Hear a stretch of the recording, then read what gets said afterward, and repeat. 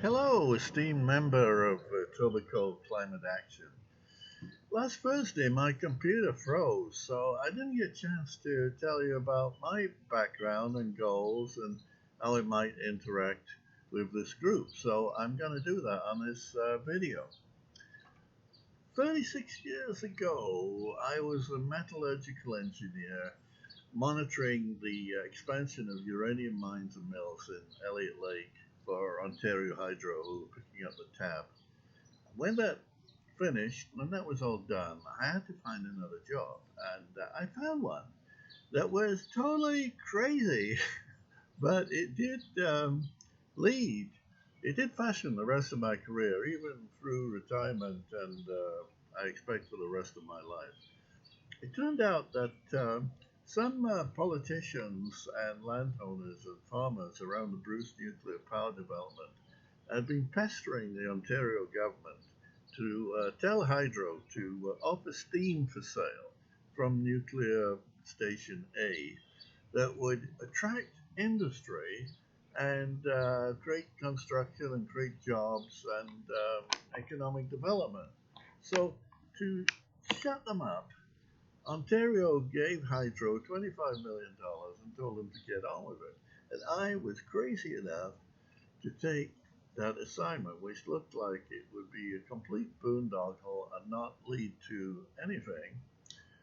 But I worked on that for about 10 years and surprised everyone in that we did end up with an energy park with 7 industrial customers, and I was hooked on district heating for the rest of my life.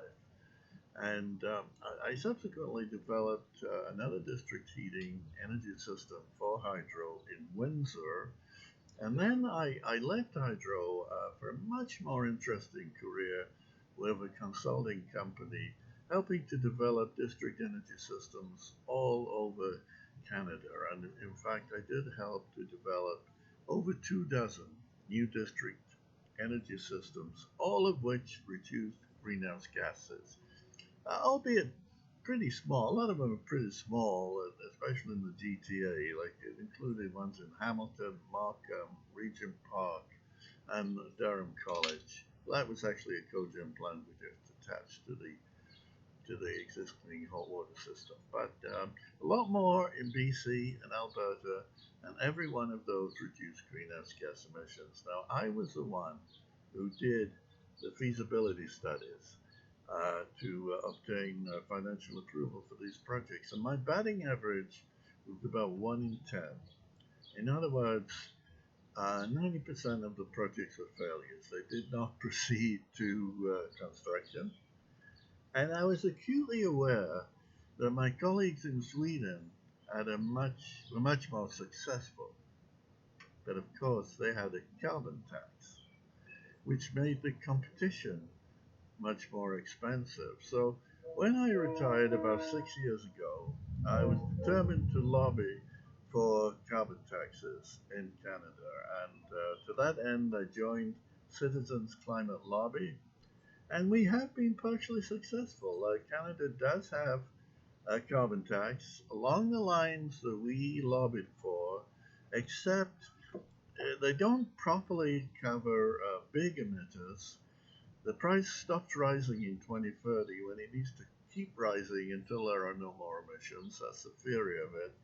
And it needs to tax the embodied emissions in imports. And all countries in the world need to have the same carbon tax. So that's what we continue to lobby for. Now, here's where I could contribute, I think, to this group. Because when I meet an elected representative, it's not really about imparting information. Actually, it's pretty simple, and they know it all already. The true purpose of the meeting is building trusted relationships, and that will eventually lead to the adoption of the policies, which they know very well we advocate. And so, because it's so simple, I don't need to monopolize the whole meeting.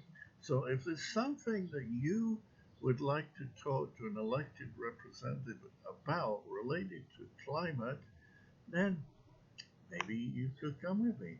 So I'd like you to think about that, and I hope to see you at the next meeting.